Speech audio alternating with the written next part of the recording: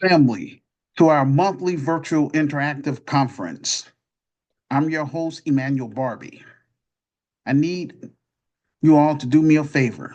Hit that like button, subscribe button, and share this audio podcast on Facebook, X, formerly known as Twitter, Instagram, TikTok, LinkedIn, and any other social media sites that you are on. Thank you, ladies and gentlemen. This audio podcast is available in two forms: audio and also as a written text, in order for us to engage with our audience. I encourage all of my listeners to follow me on my Medium page so that you can have access to this presentation and review my sources. We host our monthly virtual interactive conference every last Saturday of the month. Purpose is so that I can interact with all of my listeners in real time. We're trying to raise funds for our film project, quote, Hood Liberator, made in Chicago. The war against Willie Lynch begins. This is a this is a solution-based docudrama based on my experience growing up in the inner cities of Chicago and the purpose why I created the grassroots community activist movement. This is our Black Panther moment, except it's not owned by Disney, it's owned by GRCAM members. We are using crowdfunding, GoFundMe, so that everyone would know exactly where the funds will be going. Our objective is to raise $250,000. Those donations will help with our marketing campaign, production, and legal expenses to make this docudrama. If you are a U.S. citizen, then I recommend that you use our PayPal Giving Fund page, because you can use that as a tax write off, because this is a legitimate 501c3 nonprofit, faith based, and community advocacy organization. We're heading into the third month of 2025, and yet we still don't have any donations as of yet. Family, we got to do better than this. Before I go into my presentation, I will show a few slides and explain why this film need to be made and why the Black world need to know our story. I'm grateful that I have 881 people on my backup Facebook page. If you are an author, an entrepreneur, poet, musician, and you would like to be on this platform to promote yourself or your music and share your information with my listeners from the global community, then make arrangements with me to come on this show by sending me your email address to my backup Facebook page. If you're friends with me on X, then send me um, your email address in my inbox, as well as if you're friends with me on LinkedIn, send me your email address in my inbox. Same thing on Instagram and TikTok. So I'm gonna go through a couple of these slides.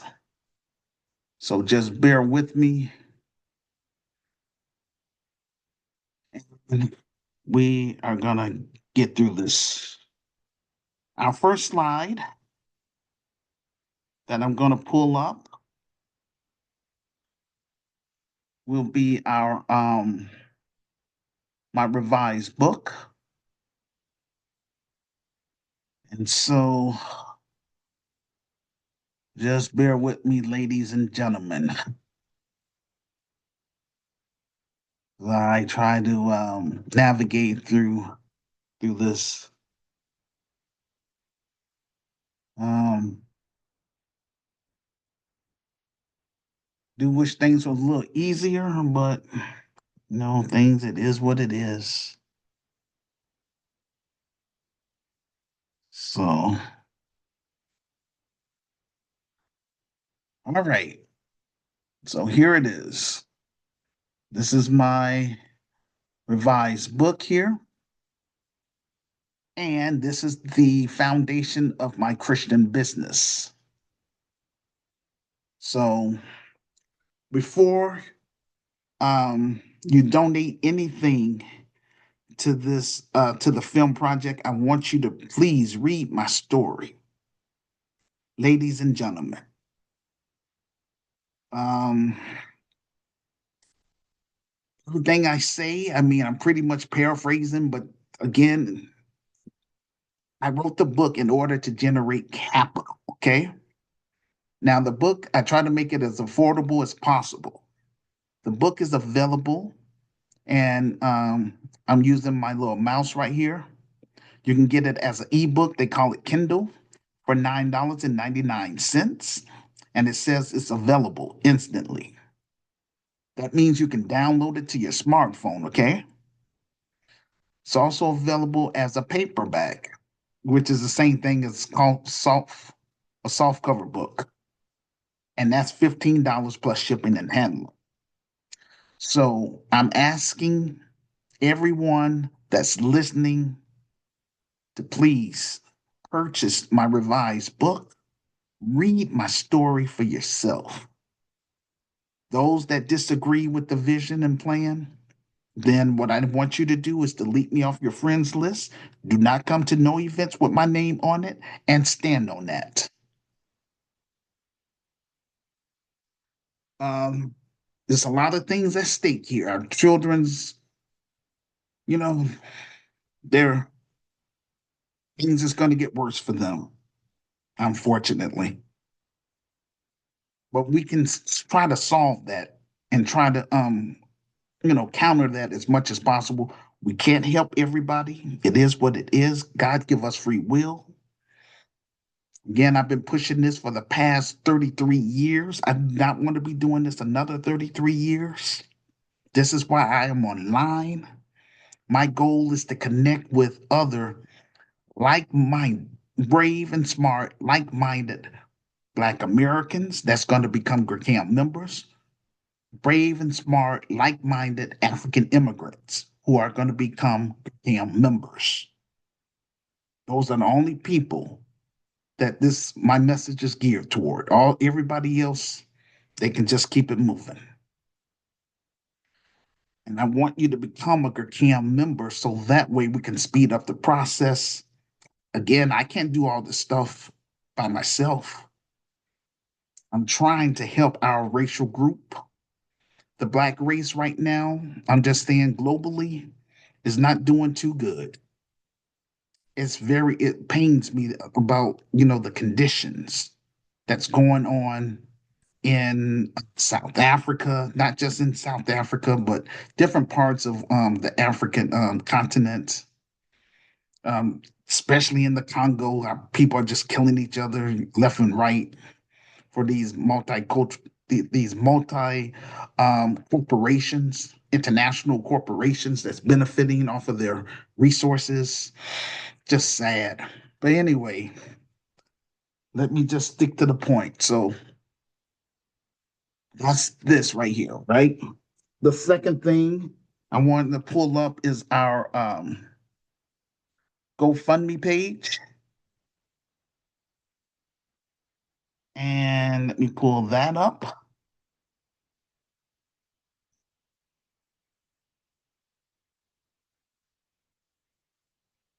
Okay. And that's it right here. Now, I was speaking with a representative, and they told me that the reason why it was shut down is because it was inactive. That means I'm not getting any donations. So, as you can tell, yes, I had to restart it, back in January of 2025. Here we are, we're going on to the third month, still no donations. So,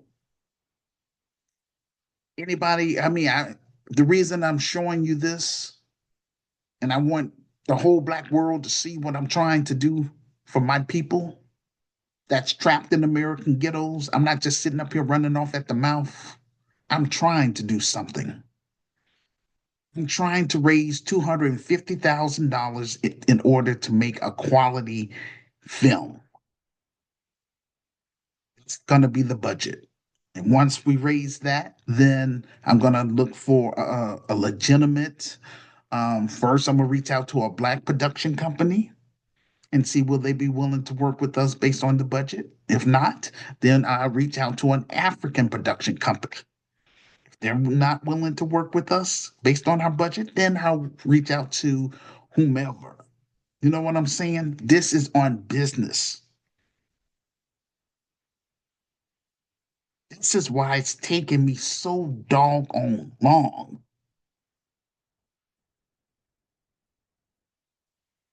The reason why I have to do a film in the first place is because I don't have enough capital for people. Why I'm doing the film. Some quote unquote like entertainment. The proceeds from the film that's going to put me in a better position financially, so that way I can purchase property here in the city of Chicago, buy office equipment, and then I can hire qualified class professionals and qualified African immigrants within the United States of America. So now, with that being said, it's two sources that I want you all to look at.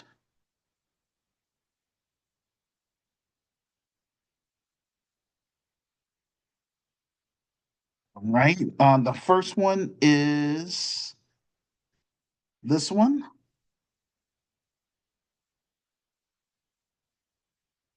Okay, and what does that say? Um, a Zoom. Okay, this is coming from Fortune magazine. Okay, right there. A Zoom call of 44,000 Black women raised 1.5 million for Ka- Kamala Harris in 3 hours. We were ready. Now, if Black women would do, if Black women would use that same energy to help raise the 250,000 for this film project, then we can make some progress in the African American community. So they raised $1 million for a woman that been in the White House for 4 years and ain't did nothing for the Black community. That's that's a shame. But but this is what we're dealing with. And I'm so glad that this woman did not win the election because Black Americans would be wiped out in America. But we dodged the bullet. But things is gonna be it's gonna get rough. We're not out of the woods. And so that's gonna bring me to my last slide.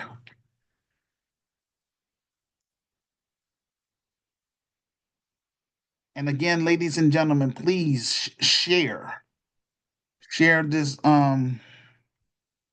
audio podcast with all your friends on all your social media sites that you're on. Because I'm doing this stuff because I want to be heard loud and clear. I'm not on here playing games. And this is the whole reason why I'm doing all of this stuff, trying to look out for our future generation of Black youth. So, according to The Guardian, it says medium wealth, quote, medium wealth of Black Americans will fall to zero by 2053, warns new report. A study, oh, study predicts huge and growing gulf between white U.S. household and everyone else could be disastrous for future of America's middle class. Now they say 2053. I predict 2040, within 15 years from now. So, like I say, if we're not able to get this business up and running, that is the Grassroots Community Activist Institute of Chicago. I would say within the next 7 years. Well, let me just back up for a moment. If we're not able to raise funds for this film project within 7 years, then I would have to just sit my black tail down because I've done the best that I could. I'm not going to do this another 33 years. I'm This is why I'm reaching out to African immigrants within the United States of America in order to help speed up the process because I'm up against a 400-year-old um, mentality. It's a slave mentality known as Willie Lynch. This is why we don't know how to get along with each other. And my business is about us healing first and foremost. Like minded Black Americans, like minded African immigrants, for both of us to heal because both of us are scarred by, scarred by slavery, enslavement, colonization. Black Americans have to heal from the slave mentality. And that's what we're going to do through GRCAM of Chicago, as well as heal from the colonized mindset would be for African immigrants, right?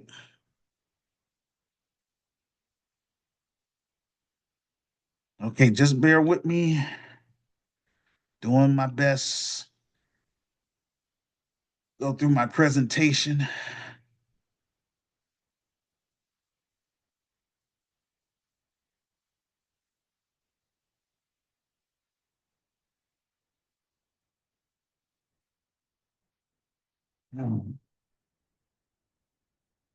Giving me a hard time, but we're gonna get through this. And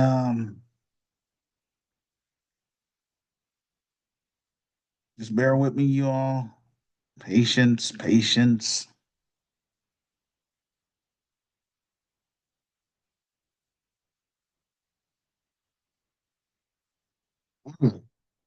Some of my critics asked me, what is the purpose of this docudrama?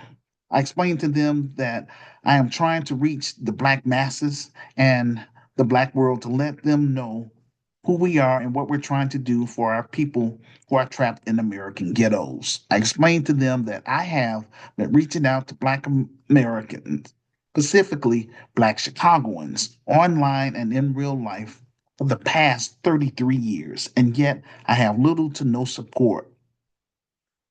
Since Black America is acting funny style with me, I decided to reach out to African immigrants within the United States of America from 10 African nations. They are as follows: South Africa, Kenya, Ethiopia, Tanzania, Uganda, Angola, Liberia, Ivory Coast, Ghana, and Nigeria, in order to help speed up the process. Because again, I don't want to be doing this another 33 years, and that's real talk. All I ask is for those um, African immigrants for those from those 10 African nations. I'm not asking you to march and protest because we don't do that over here. We're not trying to copycat other organizations because there ain't nothing out there that's quote unquote really working to solve the issues. Over here, we're going to solve the issues, and I can prove it if given a chance. All I ask you to do for me is please purchase my revised book either the ebook or the soft cover book. Read my story for yourself. Then email me and let's make arrangement with me so that you can come on this platform and for us to talk about this and encourage others to get involved. Once we raise the 250,000 for the film project, then we can get somewhere. I'm still, even though yes, I'm reaching out to African immigrants, but I still gonna extend an olive branch to like-minded Black Americans who will become GRCAM members. Because after all, this business is for you all. You know what I'm saying? Because I'm Black American. So I'm trying to be a black, and I don't have any children because this world don't deserve my seed. But anyhow, for those of you that have children, this business is for you. Before I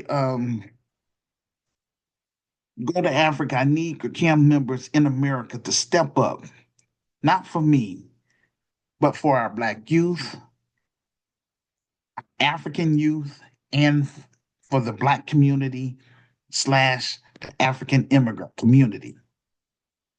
I have been paying out of pocket to secure this business title since 2010. It started off as a for-profit, but I was unable to find investors, so I switched it um, to a nonprofit back in 2019. I noticed when I published my first book, people in my social groups start getting quiet. Many people that's in my social groups, they're just there just to be seen, and that's fine. That's fine and dandy. You know, it is what it is. Again, God give us free will. All I have is my revised book, my virtual store, even though I didn't show that on the screen. You can see if you want to see my virtual store, you will go to the comment section below this audio podcast. Click on the link and scroll down to show and prove, and you'll see the store there. But anyway, all I have is my virtual store, my online group, and this platform. My film project is my last attempt to try to do something positive for my racial group, Black Americans, before I cut and run to Africa. My goal is to create the best African American business within the United States of America, specifically Chicago. Now, if it stands to other cities, cool. That's what I would love. I would love to see that because I want to use Chicago as a model for other cities because we all going through the same exact problems, crimes, drugs, gangs, high unemployment, etc. This is across the board in all major inner cities in America. Just want to try to get Rakai of Chicago up and running. So that way I can turn the business over, qualified Black middle class professionals and African immigrants, and expand the business to the African continent. Africa, if you all are serious about me bringing it to your African nation, then help me get it popping here in America first, so I can do my job. I want to make sure that I'm also able to sustain myself before I expand it to the African continent. I want to make sure that I'm going to be able to hire the locals and that they are also going to become GRCAM members. But just saying, I want to make sure I in that position. Also, I want to lead by example. I don't want to just tell people to, um, just go to Africa. What we want to do is we want to first, like I say, we got to heal with this mindset. Make sure we all on the same page. So that way we can do international trade with our brothers and sisters on the continent. Um, Again, I'm going to lead by example. I'm going to apply for dual citizenship in South Africa. Then I'm going to set up a local chapter there. known as Ghettos of Africa. Then I'm gonna shoot my second film, which will be known as African Liberator, Battle Against the Colonized Mindsets. And I'm doing all of this to prove to Native Africans or continental Africans that I mean business. But the only thing about me is that this is going to be membership based. Those that have been acting funny style with me for the past 33 years, it's okay, no problem. You would not be part of my business. I'm going to make sure that we remain strangers for life. That's just how I get down. Over here, we're about, just keeping it real. So, a few of my associates who relocated to Africa told me that a majority of businesses in Africa are owned by non-Africans. So Arabs, Asians, East Indians, and Europeans own and control a majority of the businesses in Africa. I want to establish my Christian business in America first for credibility. My business will be membership based. And again, my revised book is the foundation of my business. I provide the link to my Amazon author page in the comment section below this audio podcast. If you agree with my vision and plan to help improve Black America, then make arrangements with me to come on this platform. Get on camera and let's talk about it. Let's encourage others to get behind this film project. Those of you who will work with with supporting this film project will go down in history with me and Sister Renee. Here's some background about my Christian business, the grassroots community activist movement. I created GRCAM in 1991 on a site called Gopher to connect with like-minded Black Americans, Afro-Brazilians, Afro-Latinos, Afro-Caribbeans, and Afro-immigrants to help raise awareness about the genocide which is taking place within our inner cities in America, specifically Chicago. I wanted us to make our presence known in the African American community and in the African immigrant community by building GRCAI of Chicago, the Grassroots Community Activist Institute of Chicago. We will heal collectively from the scars of slavery and colonization. Black Americans will heal from the slave mentality imposed on, on our ancestors by the white supremacist financial elites. African immigrants will heal from the colonized mindsets imposed on them by the white supremacist financial elites. Once we get this film project fully funded and made, and once the proceeds from the film starts pouring in, then that will help put me in a better position financially to purchase property in Chicago, hire qualified Black middle class professionals, and qualified African immigrants.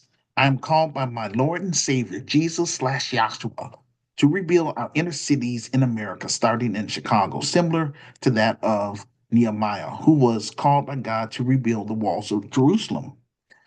Nehemiah used qualified engineers, architects, and inventors to rebuild the city. We are seeking qualified Black middle class professionals and qualified African immigrants in the following areas: Black attorneys, African attorneys, investors, business partners, Black entrepreneurs, African entrepreneurs, social entrepreneurs, and philanthropists. We're also looking for legitimate artists such as film directors, producers, actors, stage managers, professional fundraisers, technical directors, and marketers from across the United States of America. Hear me and hear me loud and clear. I'm not on here playing games. I have little to no support from people here in my city. This is why I'm online. Broadcast my vision and to recruit brave and smart people that's going to help me get this business popping. GRCAI of Chicago will offer an interactive space for Black Americans, African immigrants, Afro-Brazilians, Afro-Latinos, Afro-Caribbeans, Black millennials, and Generation Y. as well as non-Black sympathizers, depending on where they stand. Oh, okay. Non-Black sympathizers, not as groups, but as individuals, and depending on where they stand as it pertains to lineage-based cash payment reparations for descendants of American slaves slash freedmen. Cacao Chicago will provide quality programs and services to benefit the African American community and the African immigrant community. Our mission to eradicate urban violence in Chicago through art, culture, commerce, spiritual development, and hosting African and Caribbean tours.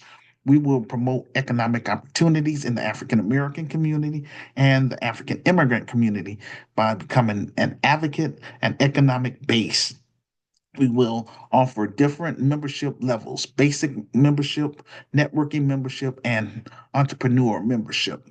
Cacao Chicago will be a multi purpose facility consisting of a nonprofit sector and a for profit sector operating under 9 functions under one roof within the African American community and the African immigrant community.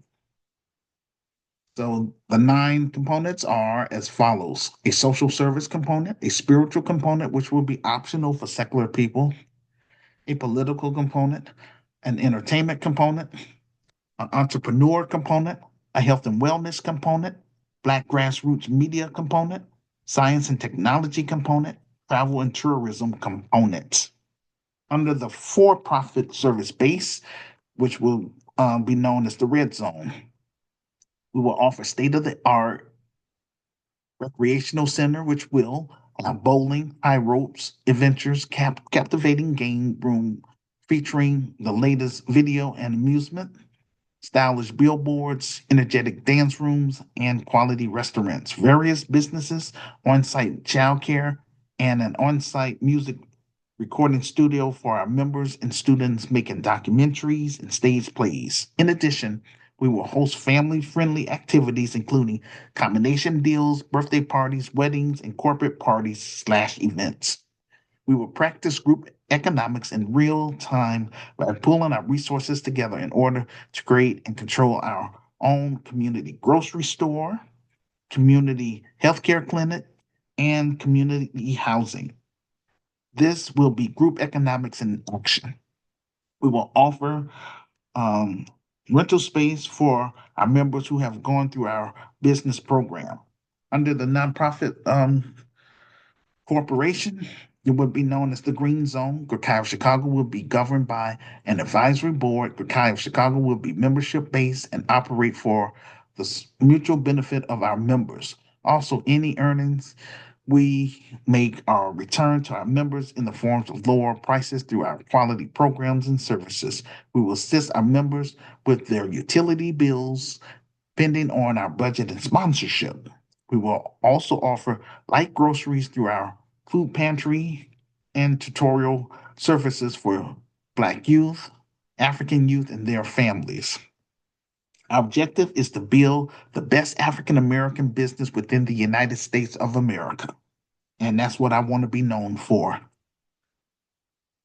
Cacao Chicago will learn how to work together, build business relationships, learn about each other's cultures for credibility before we replicate and expand the business to 10 African nations, as mentioned above. Trying to use this technology and social media to help spread my vision to those who will listen. My vision for Africa: to reconnect with our ancestral homeland. We will go through the proper channels with each African government to start our NGO, non government organization. We will offer employment to our members based on our budget and sponsorship. Will focus on improving Africa's infrastructure for clean running water, agricultural technology to feed the people, offer solar energy to help with their electric generators, and most of all, help improve the African economy in exchange for dual citizenship for Black Americans that's GRCAM members. Cacao Chicago will promote Black economic empowerment on a domestic front and also on an international front.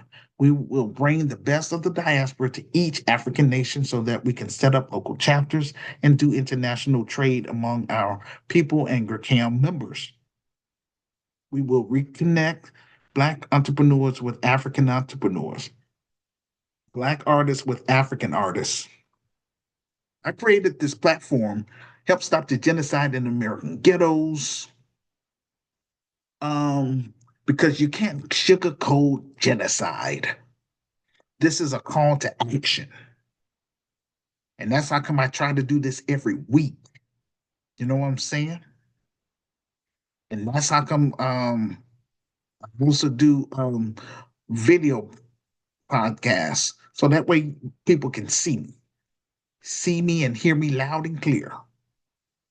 I want to give people that's on my friends list who are artists, comedians, fashion designers, filmmakers, models, musicians, poets, gospel singers, spiritual leaders, and upcoming entrepreneurs to promote their products and services or share their talents with my listeners from the global community. I've proven my commitment throughout the years. Again, I've been pushing this for the past 33 years, um, doing the best that I can. Um, this is the best. I'm doing the best that I can. That's all I can say. But I want to make sure none of my members never have to endure such foolishness that I went through. That's why I'm raising the bar. And that's why it's going to be membership based, point blank. And we got to separate ourselves from these off code Negroes, point blank, and naysayers and people that just want to be around, like in my social groups, just want to be seen. If you ain't interested, then keep it moving. Find some business. In my business, we will have open rewards for those who are doing good things. For example, Sister Renee has been working with me diligently from from from behind the scenes for the past 13 years. Before I cut and run to Africa, I want to make sure that she will be publicly rewarded. Sister Renee for her support in working with me. When I was small. So I want to public reward her by dedicating a chapter in West Memphis, Arkansas, dedicated to her. I can't pass down this business to my family members because a majority of my family members are full of Willie Lynch. I only can pass this business down to GRCAM members. We will also offer fun things for youth. For example, Christian spoken word versus secular spoken word. Whoever flows the best will earn or win $500 in cash. Again, we're going to give stipends for our youth to play in our Black empowerment films. So, this is a win win situation. You know what I'm saying? But I feel bad that I'm still on first base. It's such a turnoff. I'm not going to lie about that. I don't like, what I'm going through. I wish I can get this thing moving. But again, is what it is. Just be glad when the Lord connect me with brave and smart people that's going to work with me.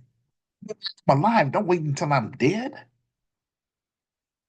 You know what I'm saying? The Kind of Chicago is about raising the bar in Black America. There will be protocol in place to separate ourselves from con artists, Black boule, degenerates, Democrat shields, hardened criminals, pedophiles, off-code Negroes, and urban terrorists. All of the principles in my revised book is the code for GRCAM members. Those who are not part of us, we will pray for them, show them tough love, and keep it moving. Again, I do not operate like the next Black man. I have my own style and way of doing things. You don't have to like me, but you will respect me. And people that step to me with a funky attitude, it is what it is. I'm going to make sure we remain strangers for life. That would not be tolerated in my business. Sooner we get this film project fully funded and made, sooner I can turn the business over. Qualified Black middle class professionals and African immigrants and expand it to the African continent. Call upon Black content creators and African content creators. Allow me to come on your platform to promote my revised book and my film project with your audience. Notice how Donald Trump and Elon Musk are putting their people first. He wants to bring in Afrikaners, from South Africa to come over here as refugees, but yet he's kicking out, people from, we'll just say, Latin America and people from Africa and, all other groups. So to me, it sounds like it's a double standard. Don't sound like that's America first, bringing in, a bunch of, foreigners from South Africa. It is what it is. If we as Black people would move like that, then we can do great things. Again, listen at me loud and clear, ladies and gentlemen, especially those of you that's on the African continent. There will be a war between Europe and Africa. It's coming because they want to continue to take your resources. The white supremacist financial elites think those resources belong to them. They're very delusional people. I'm trying to get the hell away from them. That's why, but before I couldn't run from Africa, we got to get the business popping here in America. Right? For some reason, I'm unable to reach my people, Black Americans.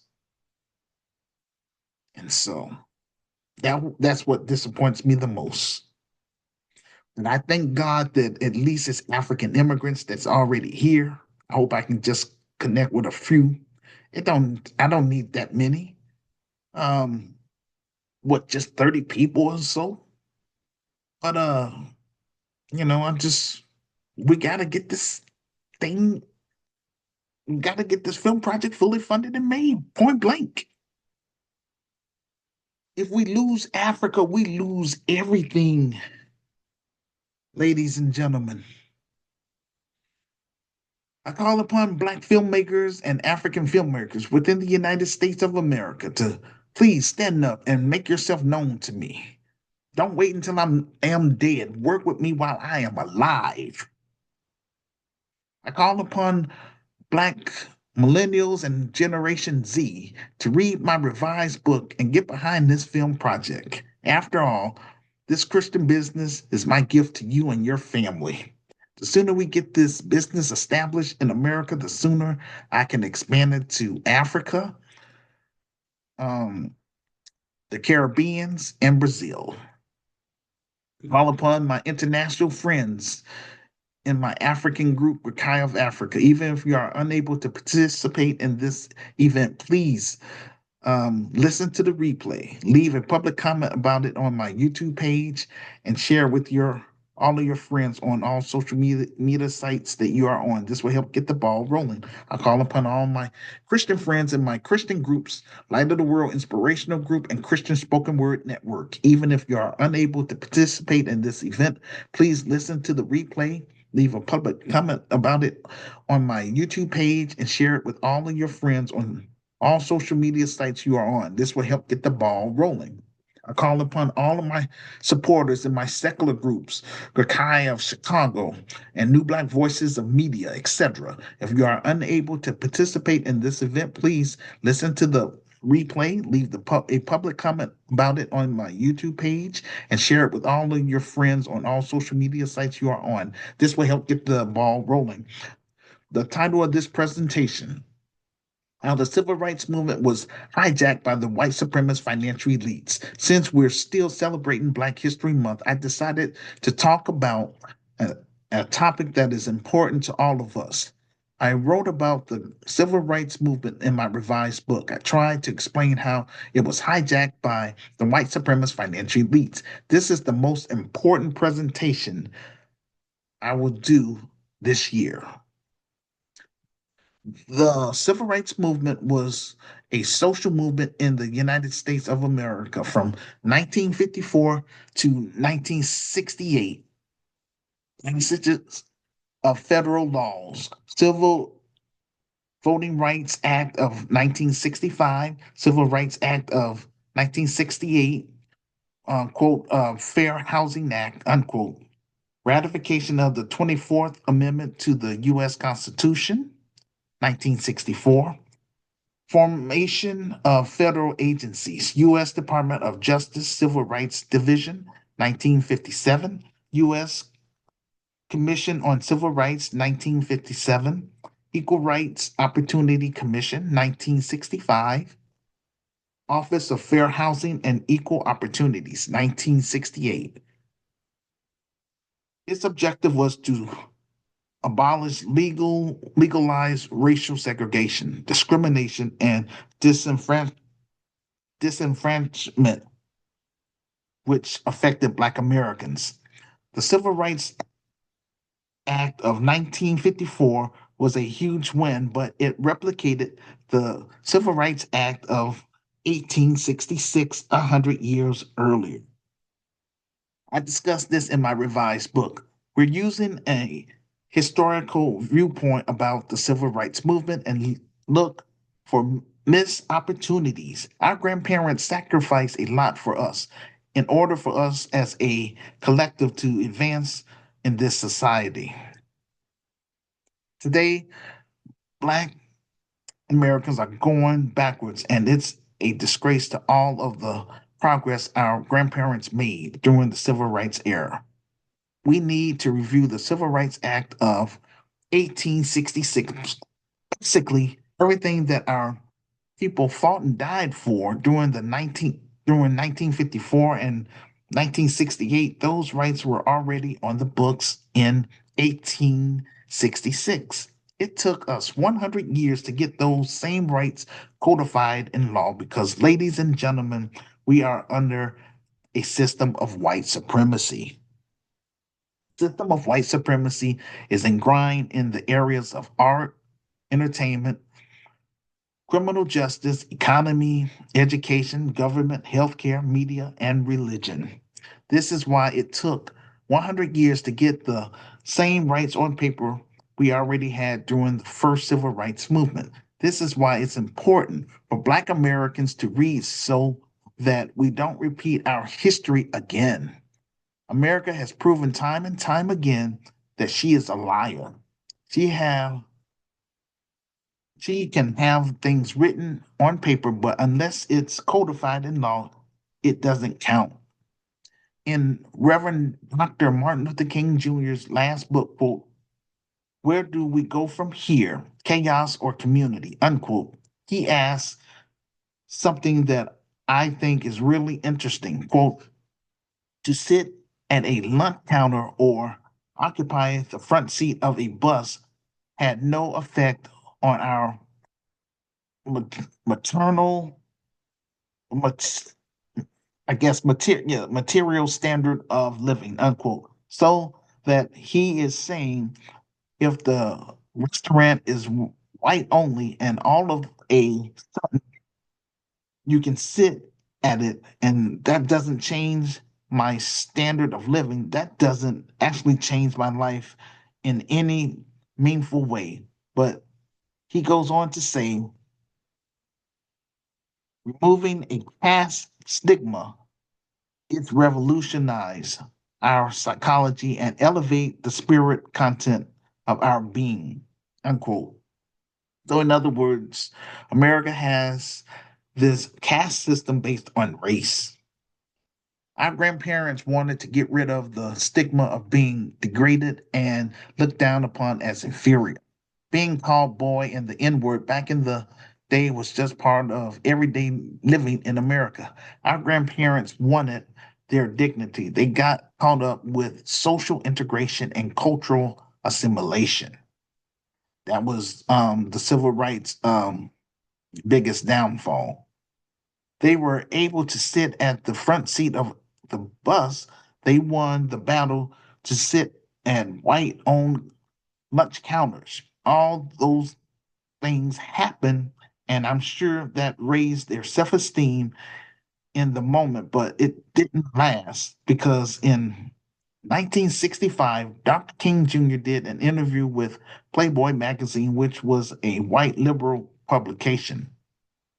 And keep in mind, they didn't have the internet back then, so he had to go, where a lot of people, read things. And plus, I'm pretty sure, when Playboy came out during that time, it wasn't as explicit as it is today. So I'm just saying. He said the Civil Rights Act didn't do much for the working poor blacks. He was frustrated towards the end of his life. He had switched his focus towards the Poor People's Campaign, which with his march on Washington. I found a video clip of Dr. King Jr. talking about reparations for DAS, descendants of American slaves slash freemen. To watch the video clip, just go to my Medium transcript located in the comment section of this below this audio podcast. Click on the link, then scroll down to show and prove. Black Americans just wanted some dignity and equal access to resources. The civil rights movement wasn't about challenging white domination, it was about making Black Americans feel better about themselves and to be treated as human beings. Dr. King Jr. came to Chicago in 1966 to shed light about the living conditions in the Black ghettos. At that time, senior mayor Richard J. Daley was opposed to Dr. King Jr. exposing Chicago. Dr. King Jr. was also trying to get reparation for Black Americans, which ended up getting him assassinated. This is an important lesson for today. We often find when we're doing politics, Black Americans are seduced into advocating for other people's issues based on similar talking points. This impacts Black Americans more than anyone else. For example, in the case of abortion, those who are pro choice would tell Black women this is a fight you should be invested in because it affects poor Black women, and those who are pro life would tell Black women it goes against God's word to kill an unborn child.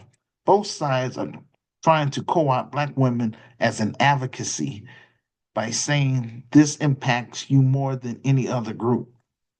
We as Black people have to stop making political alliances based on somebody else's agenda. Because in America, as a collective, we have limited sources, limited advocacy. We can't fight 20 different causes. In GRCAM or also in GRCAM, also the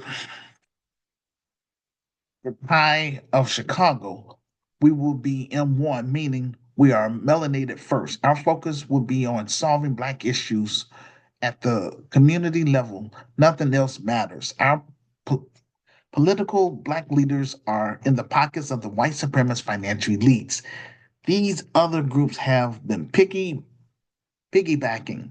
off our struggle. This is why Brother Tariq Nasheed created the delineation movement known as FBA, Foundational Black Americans, to to focus on our own lineage, basically, as Black Americans. Over here, we're not about all that marching and protesting, screaming and hollering about something we can't stop. But we can practice economic boycotts of certain businesses. Also, we can hold these career politicians accountable by demanding economic tangibles in the forms of lineage based cash payment reparations for descendants of American slaves slash freemen in exchange for our vote. Over here, we teach our members about basic politics because a lot of Black Americans only vote for people based on identity politics, which is a tendency for people of a particular religion or ethnic group to vote for a person only because they are Black or have a similar religious background. We educate our members about the issues and what the political candidate will offer. The wealth gap between Blacks and white persists despite advancements in civil rights because civil rights organization didn't have a unified, comprehensive plan for economic development. I give credit to Elijah Muhammad, the leader of the Nation of Islam. He had a plan, but Christian civil rights leaders like Dr. Martin Luther King Jr., Roy Wilkins, and Whitney Young didn't want to cooperate with Black Muslims. The civil rights movement never developed a comprehensive economic development strategy.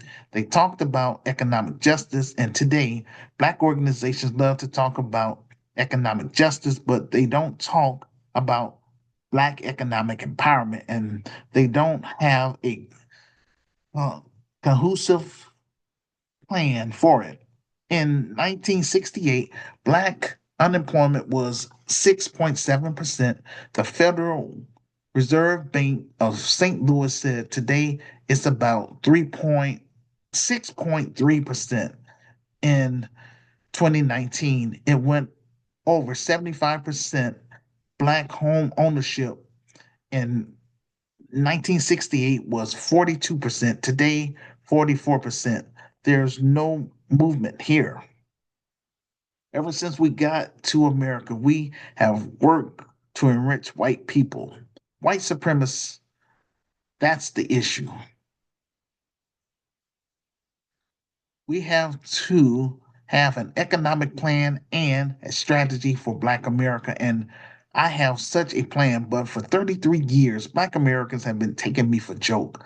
Dr. King talked about reparations for Black Americans at the end of his life. He realized that the Civil Rights Act and the Voting Rights Act did not rectify what happened to us as a group.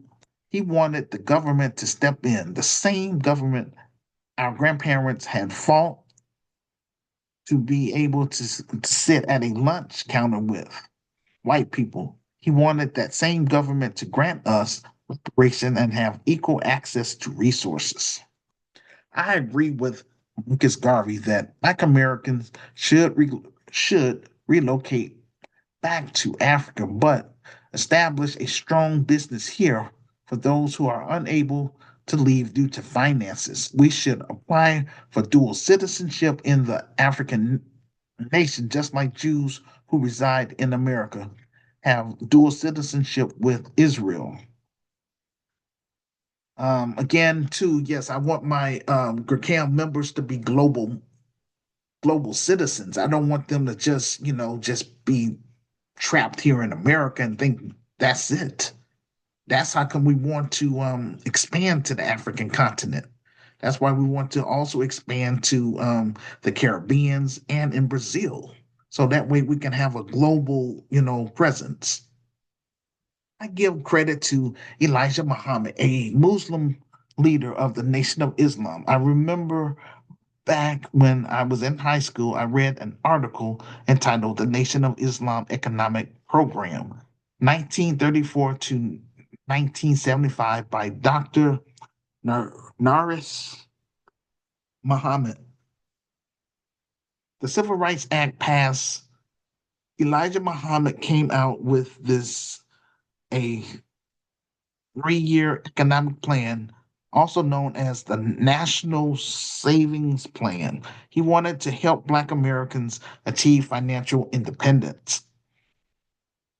For 3 years, he wanted his members to sacrifice, do not buy anything you do not need, cut back, and send that money to Detroit, Michigan. He said they're going to invest that money into buying farmland in Michigan, Alabama, and Georgia.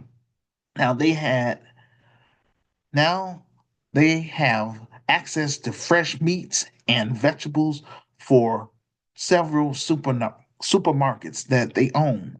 They bought buildings for their printing press. Muhammad Speaks, that's their newspaper. They own a barber shop and other stores. This is not a large organization. Imagine if Black Muslims and Black Christians would set aside their religious differences and just focus on improving the African American community and how far our people would have gone in this country. They have an economic development plan. George Floyd murder caused many people to pledge, and companies acted like they were going to donate to Black owned business, but they didn't honor their pledges. And so I believe that the civil rights organization didn't secure our economic survival, and we have to have a plan for that now. Black leaders thought their first job was to secure our physical survival. Black Americans fought and died for these other groups to come over here and benefit economically off our struggle. These white supremacist financial elites are always targeting and sabotaging us economically by destroying our Black businesses. The focus from these other Black organizations is about getting a job, not Black economic empowerment. Again, if you if your job is subject to working for another group of people, that's not a safe foundation. A lot of these programs are designed at getting Black professionals to work for white companies, getting HBCU graduates to work into these white-owned firms. Notice you don't really see a comprehensive and a real focus on economic development plan for Black Americans. We see a lot of Black American boycotting these white-owned companies that don't hire Black Americans, but the government is forcing them to hire Black people. So it's really a job thing. These are still jobs that you don't own and control. In GRCAM, Chicago, we will promote an economic development strategy for our members and students. Let's re examine the Montgomery bus boycott. I believe it was a missed opportunity, and here's why. Dr. Martin Dr. King Jr. had an opportunity to lead a movement that would challenge white supremacy, but unfortunately, he made a mistake. Black Americans were fighting for their dignity and self-respect, but what should have been the focus was fighting against white supremacy because white Americans control the means of production, they control all the major institutions, and living in a white dominant society, Black people will not get our fair share of the pie if the society you live in is controlled by another group of people. I remember back when I was in high school, I learned about Samuel B. Fuller. He was thought to be the richest Black man in America. He spoke with Dr. King Jr. about Black Americans buying out the bus company since they were losing money during the, the boycott. I agree with Samuel B. Fuller. The focus should not have been just riding in the front of the bus, but rather buying the bus company. Then they can sit anywhere as well as own and control the the business. Samuel B. Fuller did an opinion piece some years later in the Washington Post, and he said Dr. Martin Luther King Jr. thought civil rights legislation was going to solve Black people's dilemma. He advised Dr. King Jr. to buy the bus company, but he said Dr. King Jr. was not interested in buying the company. And again, that was missed opportunity.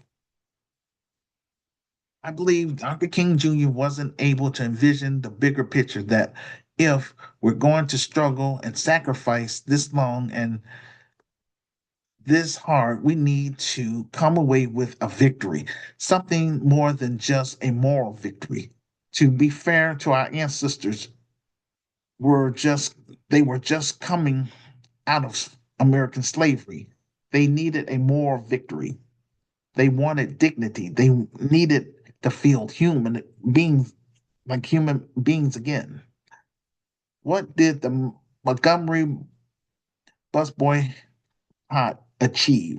One thing that the Montgomery bus boycott achieved was to put economic pressure on the bus company and create a new state of mind, a new state of power for Black Americans.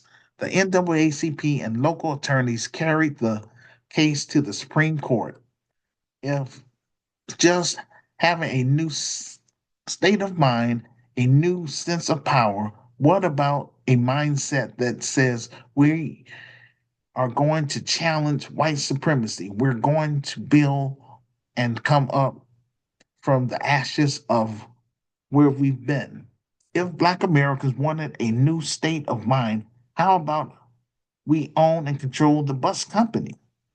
If it's just about a new state of mind, how about a mind of ownership? How about a mind that says we're going to control our transportation infrastructure? Now that's a new mindset, but the opportunity was missed. If you read Douglas Blackman's book, quote, Slavery by Another Name, the re-enslavement of Black Americans from the Civil War to World War II, unquote. He talked about how after the Civil War, after Reconstruction, the South reinstituted chattel slavery. Chattel slavery is a system of enslavement that treats people as property rather than human beings with rights. The white supremacist financial elites did this through the penal system under the 13th Amendment. They also used sharecropping as a form of enslavement to those landowners, which resembled American slavery. For our grandparents who fought during the civil rights era, a moral victory meant a lot to them. Standing up for yourself could get you killed. We have this issue with protests today. For example, during the George Floyd protests, notice it happened in broad daylight in a Black neighborhood. No one intervened to save that brother's life. The only thing spectators did was pull out their smartphones, start video recording the incident. No one called 911 for help. This is what Black America has become, and the Black world is watching. This is why my film project is needed. This is why I have been pushing my vision and plan for the past 33 years. Our Black youth deserve better than this. That road cop was on George Floyd's neck for 9 minutes. African American community failed him. A lot of Black Americans react after the fact. They get caught up in their emotions and react out of anger because they're tired of being sick and tired. We have a grievance, but nobody thinking what's the end game plan after the protest? What can we do to challenge white supremacy? After this protest, will our children's lives still depend on the dominant society? Will our children have to continue depending on a white person for a job? We're still fighting the same battles today and facing our oppression as a collective because we didn't deal with the root issue, white supremacy and white domination. The Montgomery bus boycott launched the civil rights movement, and it's really revolutionary in a lot of ways. What you see in the civil rights movement is boycotts becoming this huge tool to get white people's attention long enough to make concessions. When in reality, the boycott should have been a tool to promote Black economic empowerment. The boycott should have been something to build upon, not just something to get their attention. Boycotts boycott them to bankrupt them and then buy them out.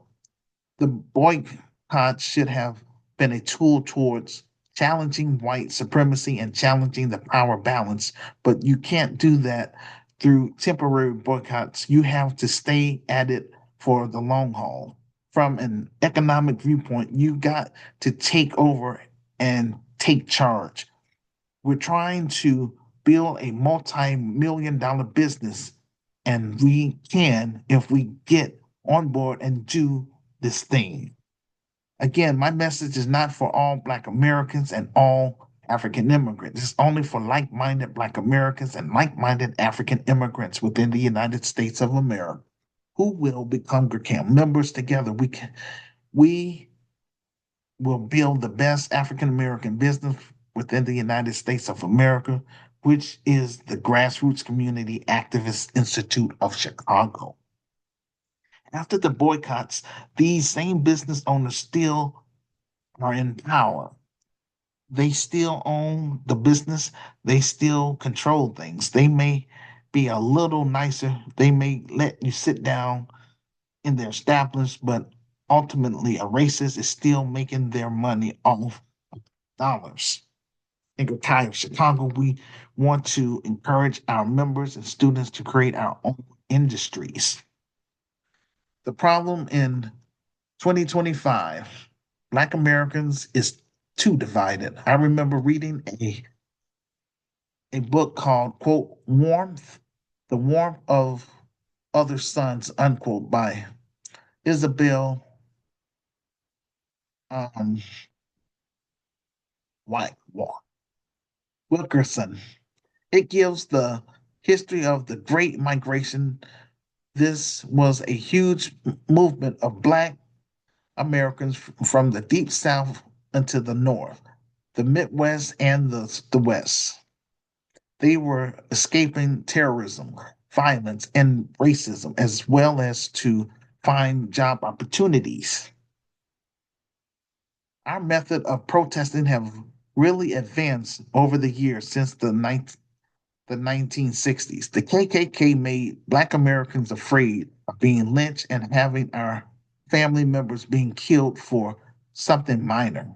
They felt revolutionary in the moment, but it didn't change their social conditions.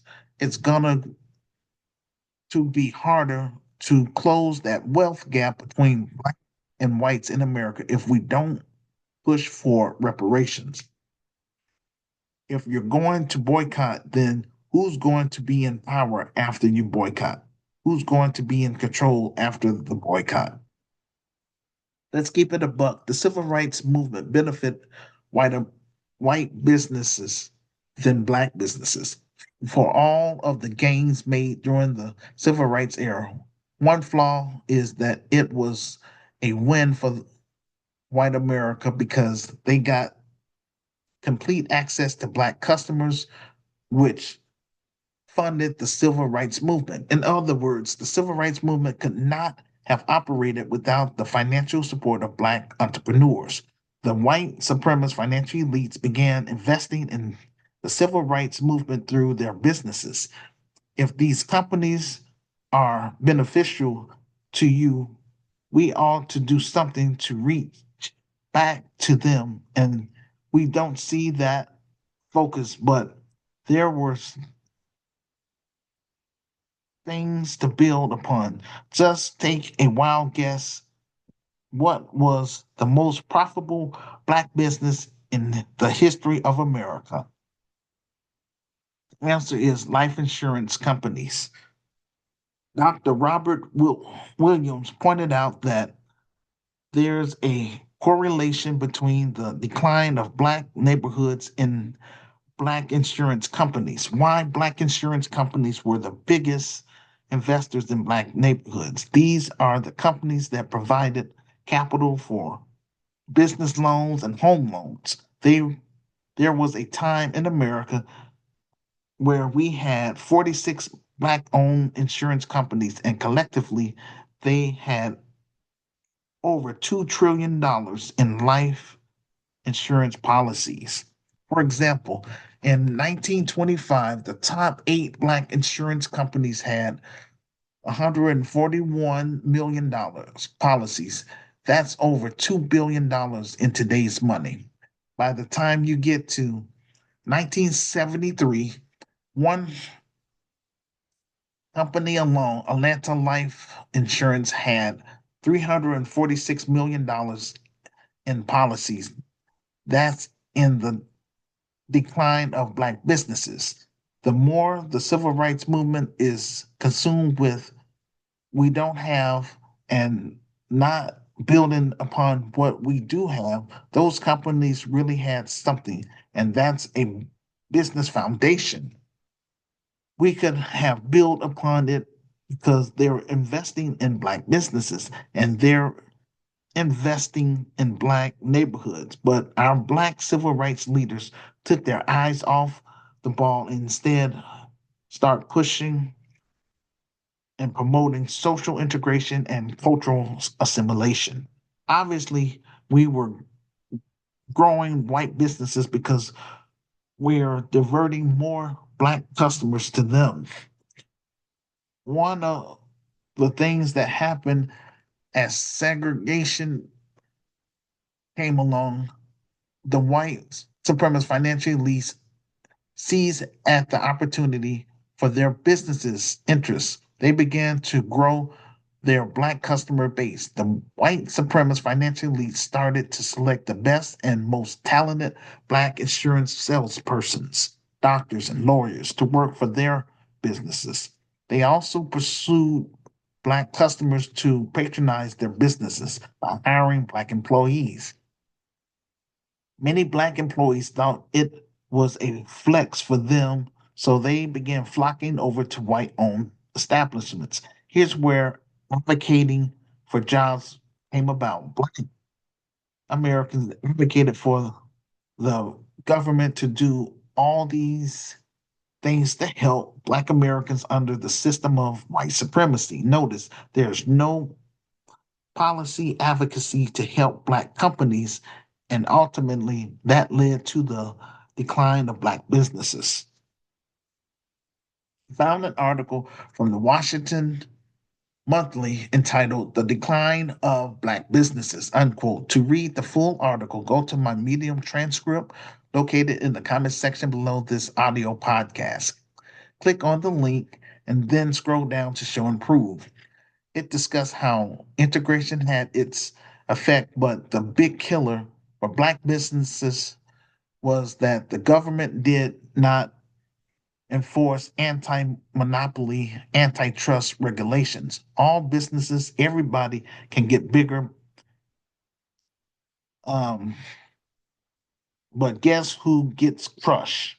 Black businesses. Now, to be fair, a lot of white businesses get crushed too, but they have the entire system on their side. By the time you get to the 1990s, Black enterprise says that era was a virtual bloodbath for Black business, for Black insurance sector. You don't have a chance to compete, and so there's so there's no foresight, there's no policy advocacy to say we've got to protect Black businesses. We're still dependent on white America for our economic growth and overly relying on them to build the infrastructure for jobs. My question to Black America: how do we take our organizing energy and apply it to getting this film project fully funded and made? How do we build Gakai of Chicago for ourselves and how do we capitalize on that? This will allow us to own and control Black products. For example, take back the Black hair industry from Asian people. We want to produce more Black entrepreneurs and African entrepreneurs, not only in Chicago, but also on a national level and eventually on an international level on the African continent, in the Caribbean, and in Brazil. This is how we're going to get our financial independence without depending on white jobs. GRCAM members have to develop these Black enterprises. In GRCAM Chicago, under the for profit sector, our focus will be on the need for a strong antitrust, anti monopoly stance from the U.S. government.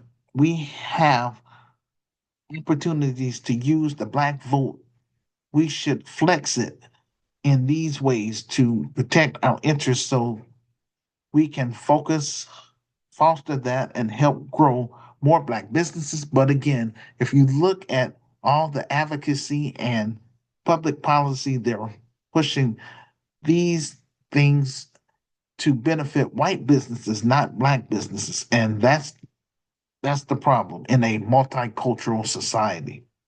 When we review Black history, the people who get most of their credit for raising money, it's white liberals and white businessmen. We don't talk about Black entrepreneurs in any campaign. Where is the Black business community? All I see is white liberals. The foundation of the Black community is the Black business community. We don't talk about it. And we didn't do anything to foster their growth. The civil rights movement only benefited white America. Think about it. We had more Black owned businesses during Jim Crow than we do today. That's unfortunate. But to be fair, Dr. King Jr. talked about the need to strengthen Black institutions in addition to boycotting white companies. We got to build up Black companies. He tells the crowd, put your money in Black owned banks. This is what the civil rights movement should have been doing from the get go. We got to use what we have. That is the internet. We've got to get this film project fully funded and made so that we can make an impact in both the African American community and the African immigrant community for credibility before we expand the business to 10 African nations. American domestic terrorism has always been the biggest obstacle for Black progress in this country. The civil rights movement had no solution to this problem. From the Eisenhower interstate system to urban renewal to the Supreme Court's bombshell that destroyed any chance of Black businesses to compete. One of the things that the civil rights movement had to struggle with was responding to domestic terrorism. One of the primary things that always undermined Black business was terrorism. If you're a white person doing business, you had to worry about profits and lost capital. Those kinds of things that Black business had to endure in America. The Civil Rights Bill was passed so that white Americans could benefit from the Black dollar. Before desegregation, we had Black Wall Street, we had Rosewood, we had Charleston, we had Wilmington in North Carolina. All these pockets of Black economic power. White supremacist financial elite said that is a threat. So we are going to allow integration and make it look like this is for social justice. But the end game was to integrate the Negro into economic domination. Family, look at where we've been since integration. You can't show me a Black community in America. Mind you, we have a $1 trillion spending power as a collective. We're the richest group of Africans in the world, and yet you can't show me a Black community in America where Black people own and control our own schools, hospitals, supermarkets, and banks. This is why they allow integration. Allow also they added the word minority in the Civil Rights Bill, which allowed all these other groups to benefit off our struggle. For example, white women fall under the term minority. Asians, Latinos, the disabled, and LGBT. Our last fight in America is for reparations, and we have to make sure that there's no trick bag language to allow these other groups to slip in on what we got going on. No other group in America was on those plantations. No one living today experienced the trail of tears, yet Native Americans continue to receive their reparations. The Rosewood Massacre was a racially motivated massacre of Black people and the destruction of a Black town that took place in 1923 in Florida. The town of Rosewood was destroyed in what contemporary news reports categorized as a race war. Florida, a reputation of lynching Black men. Before the massacre, the town of Rosewood was a self sufficient Black town on the Seaboard Airline Railway. Trouble began when accusations of a white woman had been assaulted by a Black man. A mob of white men decided to hunt down Black men and burn down the whole town for several days. Survivors from the town hid in nearby swamps until they were evacuated to another town. No arrests were made for what happened in Rosewood. One of the first things that they did was to take the land that Black people owned. They looted their businesses and took their property. But again, domestic terrorism and racism played a major role.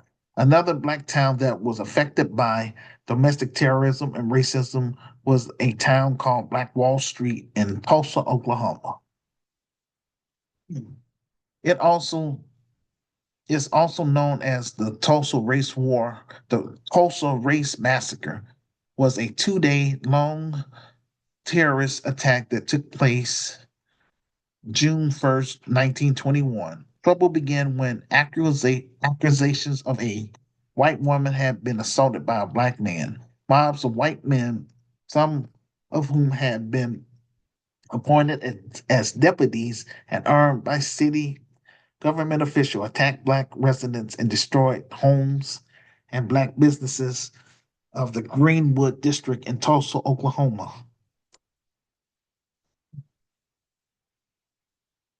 They destroyed hundreds of Black businesses and burned them down to the ground. They also used planes to drop bombs on the town. One of the things that people don't understand about that is not just that white people destroyed hundreds of Black businesses and killed hundreds of people. The other thing that happened there was insurance companies, many of them refused to pay out claims to Black business owners who, you know, had policy paid in premiums and they could not get covered. But the other big thing that nobody talks about is the high the highway system as a tool to take Black people's land under the disguise of eminent domain. Eminent domain is the power of the government to take private property for public use with just compensation to the owner. It's also known as expropriation. This is another form of terrorism that we see against Black owned businesses. Domestic terrorism evolves and it gets more sophisticated, and the next our um irrit- irritation of terrorism was the highway and interstate system. If you visit Greenwood District today in Tulsa, there's a large highway that runs through it. It is said that in Nashville, When they built I-40, 80% of the black businesses were destroyed. You see this theme over and over. If you go to Detroit, there is a black business district called Black Bottom. A highway was built and it destroyed the community. This is the next act of terrorism. The NAACP tried to combat against terrorism by working on anti lynching legislation.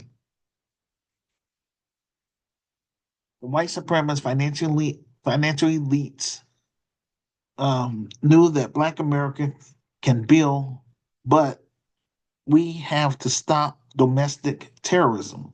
Remember, I discussed how the grand, how the Land Fund, which is a white foundation, will only offer financial support if you don't advocate for anti-lynching legislation, but instead focus on education or more sensitivity training for police officers instead of holding and punishing road cops for their actions. So the civil rights movement never dealt with terrorism that affected Black citizens. You can go all across the United States of America. You will see in every major city there's an interstate. Just keep in mind that a Black business district will be divided. What could the civil rights movement do about the federal government creating highways through the African American communities and Black business district combined with urban renewal, also known as urban gentrification? Urban gentrification is the process where the character of a neighborhood changes through the influx of more affluent residents and investments, whereby the character of a poor urban area is changed by wealthier people moving in, improving housing, and attracting new businesses while displacing current inhabitants in the process. We talk about Black Wall Street in Tulsa. There's also a Black Wall Street in Durham, North Carolina, but urban renewal killed that one too. Notice a pattern of target sabotage of Black Americans through interstate highways and urban renewal projects. The civil rights movement doesn't know how to address this issue because inter- the Eisenhower interstate systems, 90% of it is funded by the federal government, 10% is funded by the state. So it's clearly systematic racism. The US government is committing terror on its Black citizens. What is the solution to protect Black businesses and African American communities? The answer for like minded Black Americans and like minded African immigrants within the United States of America to work with me in building the Grassroots Community Institute of Chicago. At this stage in the game, Black America has only two choices: either embrace annihilation or embrace survival. I'm only working with those who become GRCAM members and want more and want to survive. Now it's about politics. It's not about marching and protesting in the streets. We see people like Andrew Young running for Congress. We see people like Reverend Jesse Jackson running for public office. The way of thinking during that time was to go through the political route and gain political power. But the problem with politics is it doesn't. It's it doesn't target Black commerce. Running for public office is very expensive, and you would have to rely on donors who have their own agendas. I'm trying to fight for GRCAM members who want more out of life and for us to promote a Black agenda. We aim to obtain Black economic empowerment. Then politics should see to it that more economic power is dispersed to the African American community and the African immigrant community. We should have political power in all these urban cities, and we should control city politics. But many of these black politicians become sellouts and get into the pockets of the white supremacist financial elites. For example, members of the Congressional Black Caucus who advocate for everybody else except Black Americans. It's not just about getting elected, it's also about raising campaign funds. The white supremacist financial elites use their platform, their power to make sure that those Black politicians are getting funded through government contracts. For example, in Chicago, we have segregated neighborhoods because, again, whites leave the city through white flight during social integration.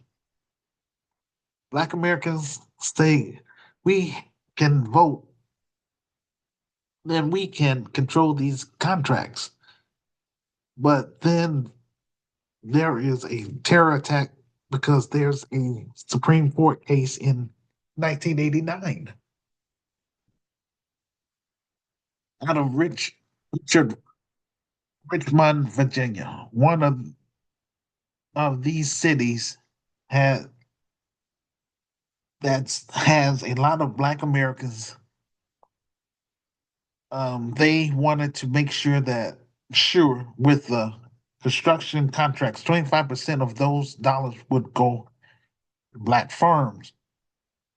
And this is the next terror attack. White people got mad and went to the Supreme Court. They wanted to challenge this, and essentially the argument was this is reverse discrimination.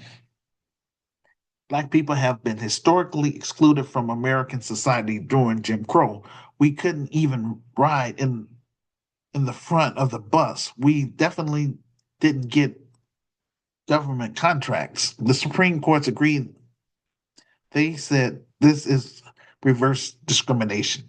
You cannot have these programs that you set aside a percentage to these black firms.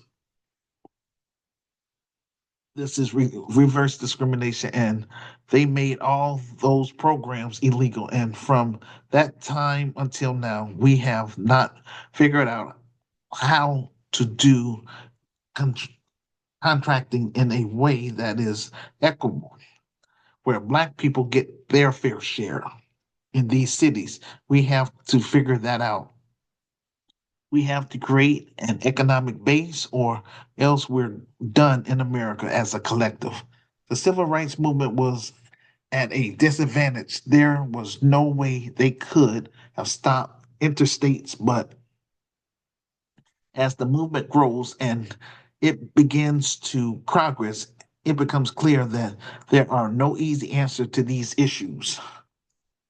Again, family, you have to understand our ancestors came from literally being lynched to all types of dehumanization and the, the, the um, um, degradation, sorry, tongue twist. The, boy, this word right here is degradation. They were dealing with survival, but today we're living with the consequences. The civil rights movement had gotten what it could. Now, Black leaders should have focused on economic, social, and political development. We've gotten what we can from this government. Now, let's create our own economic plan. Use that same energy that we had when we were protesting and mobilizing Black people. Let's cons- construct an economy that will work for us. That should have been the plan.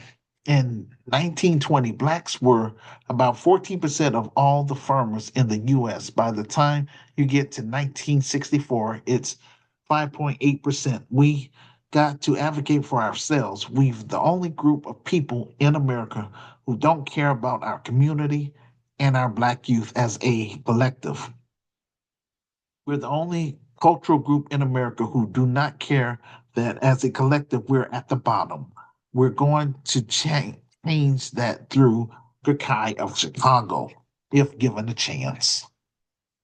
White allies have their limits. No vibrant black movement can depend on them long term because they have their own agenda and interests. Historically, black Americans have a tendency to be over over reliant on white allies. For example, Eleanor Roosevelt was the wife of former President Franklin D. Roosevelt. Some people say he was the greatest American president of all time.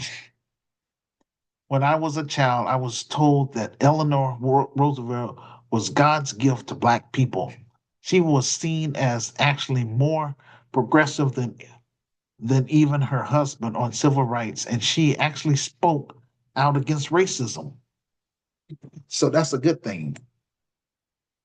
There, there was mixed reaction to the New Deal during the Great Depression. There was some level of discrimination in those entitlement programs. The Southern senators were to blame when the New Deal excluded Black domestic workers and Black farmers. Eleanor Roosevelt reviewed the New Deal programs in the South and concluded that there was discrimination against Black Americans. She was the only voice in the Roosevelt administration that insists that all Americans should should benefit equally from the New Deal. He resigned from the Daughters of the American Revolution. He was seen as a revolutionary ally. However, fast forward in 1951, Black Americans got together and put forth this petition to the United Nations. It was called We Charge Genocide. This was radical, the word genocide. It was coined during World War II in a book about Nazi Germany and the atrocities done to the Jewish people. But no nation had formally charged anyone with this. They talked about lynching, which took place in the South, and all the atrocities that Black Americans experienced in America. They said America is guilty of genocide and should be indicted. They also wanted reparations. Now, take a wild guess who was opposed to the idea. We're talking about white allies, right? Eleanor Roosevelt. This person that I was taught was such an ally to Black Americans. He petitioned, documented hundreds of killings of all types of abuse. A lot of them involved law enforcement. About more than 10,000 Black people were lynched or murdered.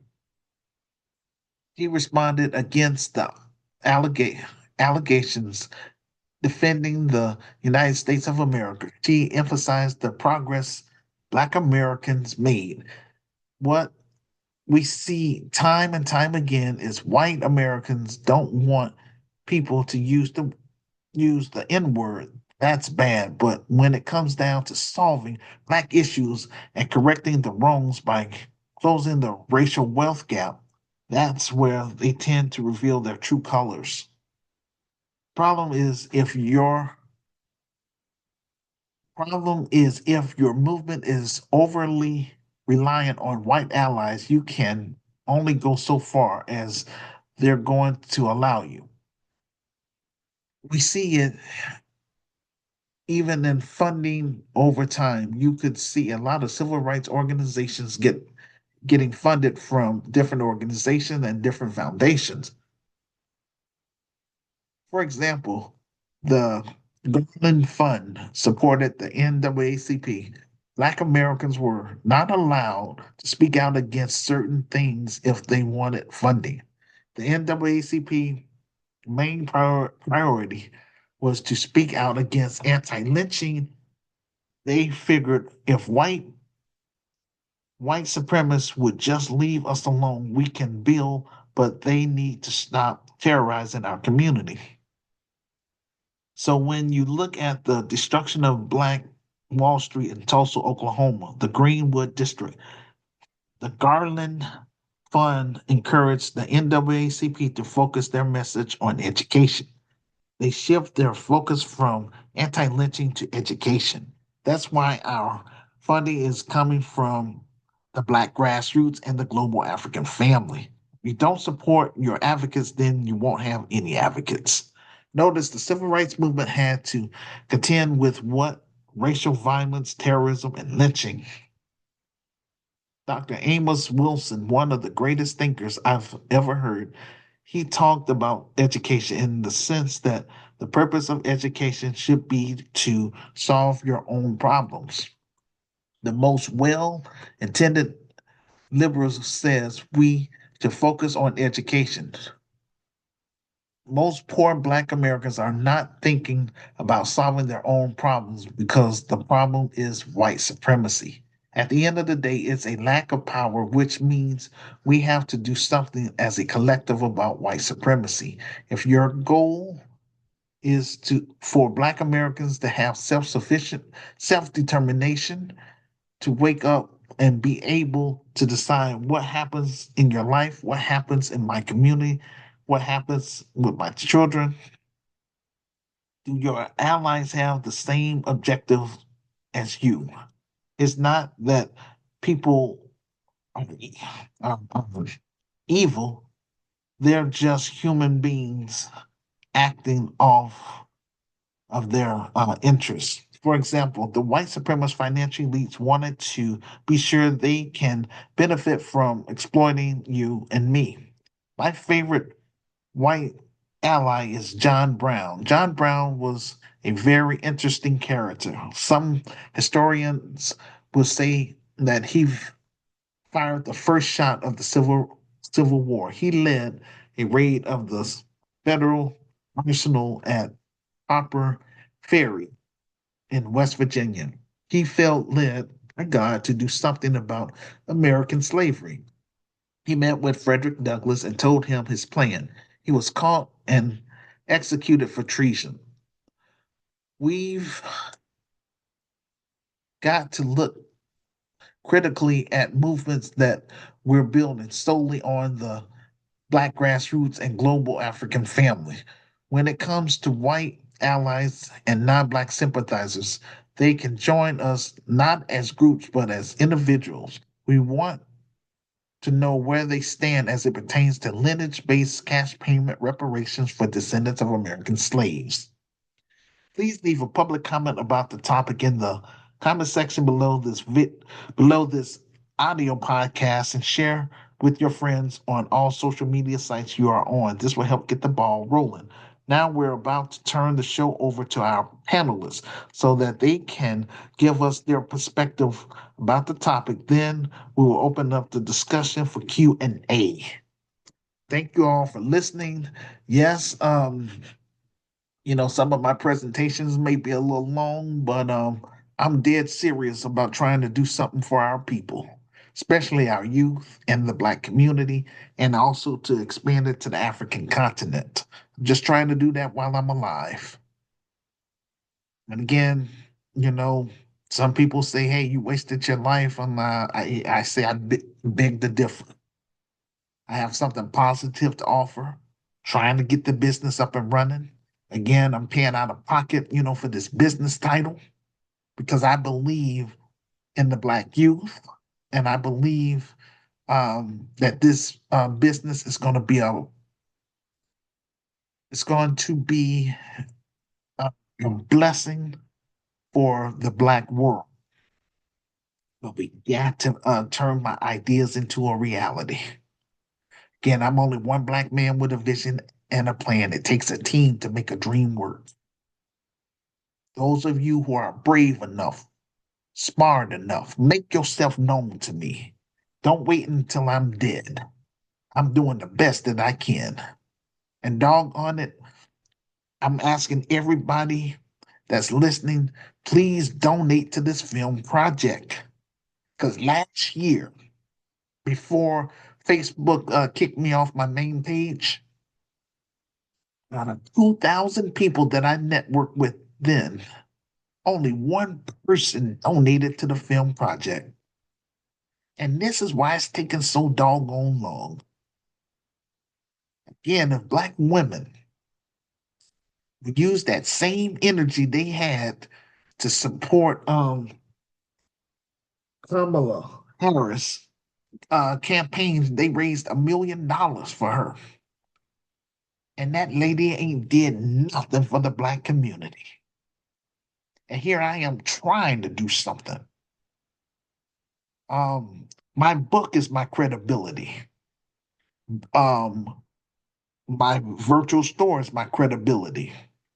This platform is my credibility. I'm trying to do something.